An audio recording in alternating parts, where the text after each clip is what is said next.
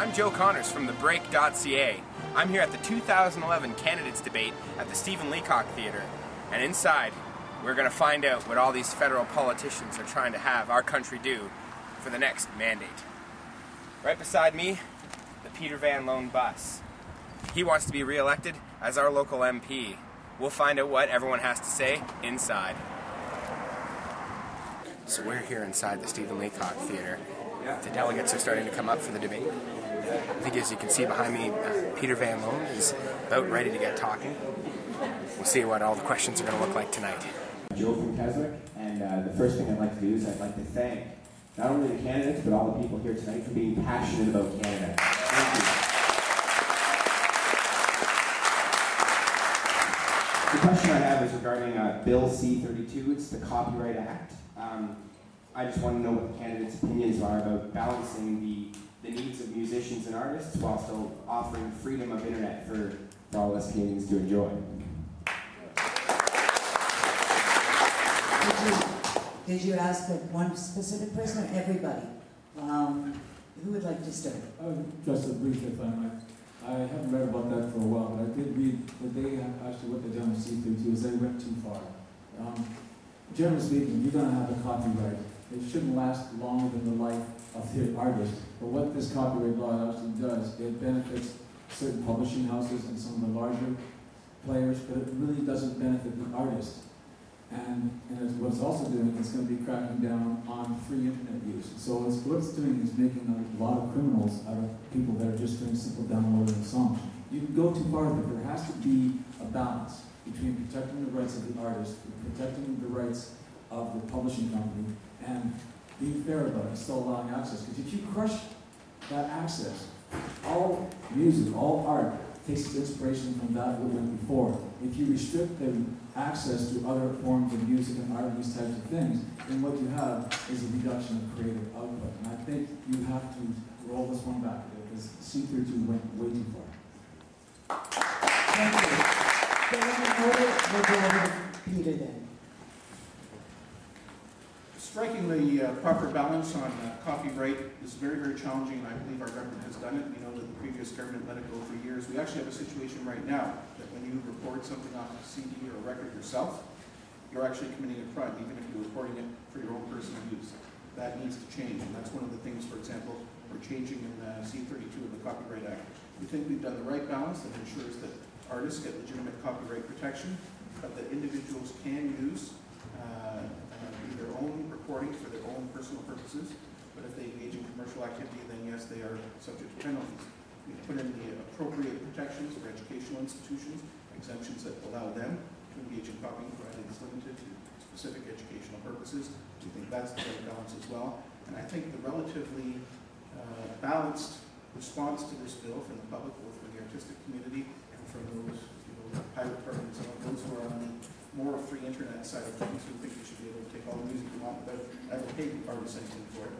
The fact that we're getting a little bit muted criticism from both sides, I think, proves that we have found the right balance. And it is a critically important balance. We have to update our copyright laws.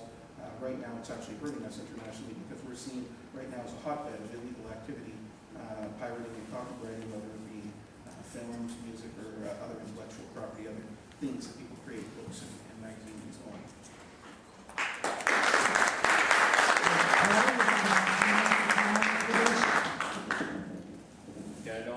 I strongly believe that the artists have a right to make an honest living with the material that they've produced. But I don't know how you're going to stop. I guess our youth would be mostly the ones that are doing the illegal copying. I don't know how you would. The challenge here is to stop them. I don't know how you're going to do that. But definitely the artists need to be looked after. So possibly every piece of music needs to be paid for on the internet, and that's the only way they should be able to get it.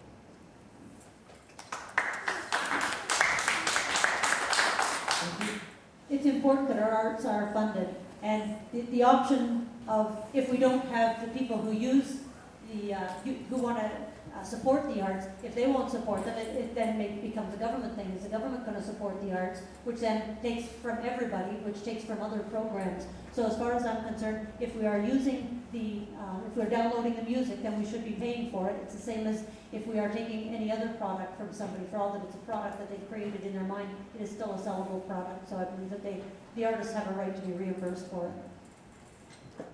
The copyright laws probably do have to be updated, but as I agree with John, that 100 years copyright is probably too long. Like that the bill did go too far. And it's important to be protecting the artists and the creators more than the people who are making money off of them, who control, who in a way were a gateway that was the place that was making money, and that had more power, more to apply pressure to be protecting themselves so that they can make money. They can make money rather than the artists. So that's what I like to see, the protection for the artists. And all the internet stuff, I mean, I think one of the most important questions is it for personal use or is it being sold, right? Unfortunately, we've come to our last question. I believe most of the candidates will be around after to answer your questions one-on-one. So we're here. Are we good?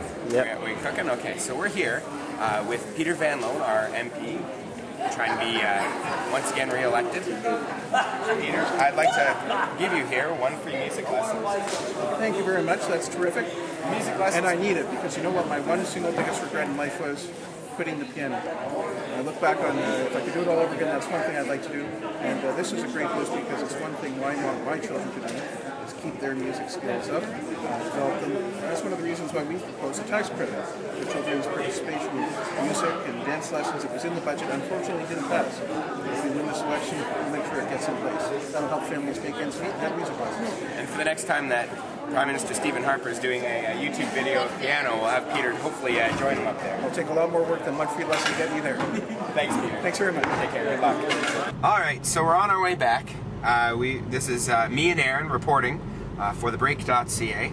We've just finished our report on the candidates debate, 2011, and there's lots of opinions, passionate, flowing around that Leacock Theater. Let me tell you.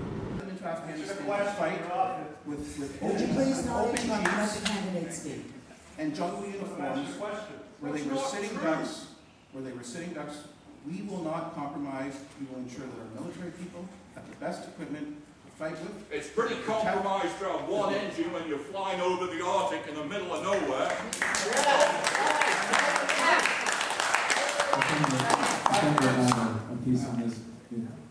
I don't wish to engage in a debate. You've got no morality at all. Be quiet over there. Could I please ask, members of the audience, to show some respect and let the candidate answer the question and not interrupt, please. Any remarks that you thought, Aaron? Anybody you want to vote after tonight? The Green Party. Any particular reason you're thinking of voting Green Party there, Mr. Aaron? Because they had valid points and didn't beat around the bush like everybody else. That's... For most of the last 18 years, one fundamental aspect of good management is good decisions are based on good data. If you choke off the resources of good data, what are you making your decisions based on? Ideology. Ideology. I think that myself, I'm torn. I'm definitely torn. I think all the candidates did a pretty good job of presenting themselves, though I do want to, again, congratulate all of them, especially John Dewar. Great job on the public speaking. Peter Van Loan, again, it seemed like he was deflecting arrows from all directions. Paul Pisani from the United Party. Sylvia Girl from the NDP. And although the candidate didn't make it tonight, Cynthia Wellesley Esquimo, who was represented, and her opening and closing statements were there. So that was a good start, as well as Vicky Gunn from the Canadian Christian Heritage Party, not Canadian Heritage Party. Although, you know what? If I could start a party, let me tell you, it'd be the Canadian Heritage Party. That everybody in Canada should know their heritage. That'd be my passionate platform status. Everybody be more Canadian. Speaking of being even more Canadian, Aaron, if you want to focus the camera on where we're heading, not the Rexall, but beyond the Rexall, one of Canada's greatest institutions, and probably the most epic place of public debate in this country. I think you can see some public debating going on right now. I wonder if these gentlemen and ladies over here are talking about who they're going to vote for. I have a funny feeling they are. the most epic institution in Canada. Tim Hortons, everybody. Let me grab myself a coffee and we'll be back with more after the debate report. Who do we have here today? Justin Smith, Brandon Tremblay. So, Justin Smith, Brandon Tremblay. Justin, Brandon, who are you voting in the 2011 election? NDP Jack Layton. NDP Jack Layton? Yeah. NDP Jack Layton? Well, it seems like we've got a serious unanimous vote here from Tim Hortons. So that's our review here, Tim Hortons, voting Jack Layton. Okay, so quick civics class here. How do you, what's deciding your vote? I would say probably moral value of each of the leaders. So you're voting in your riding for the moral value of the leader? Yeah. Do you know that you're not actually voting for the leader whatsoever, but for the person, the candidate in your riding? That I just learned. You just learned this now. So that means that when I vote in NDP, I can actually find out who I'd be voting for then. Yes, you have to vote for your candidate, and then the party has elected that person the leader of the party. So you don't actually vote for Jack Layton. You vote for Sylvia Girl, our NDP candidate. And then if the NDP get enough people, Jack Layton, who leads that party, gets more power.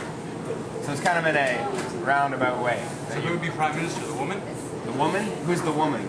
Sylvia something. No, she would not be Prime Minister. She'd be, unless they elected her the party leader. So when the election's finished, then they kind of reevaluate something? No. That's already been done. They've already decided their party leader. All right. Think about this. Let it all soak in. All this election campaign, 2011, our riding, York Simcoe, what's going down. The amount of Canadians that don't know don't know how to drive, first off, but don't know what's going on in this election is just boggling. Just mind-boggling. The amount of people that don't know how our system works. The amount of people that want reform to a system they don't even understand.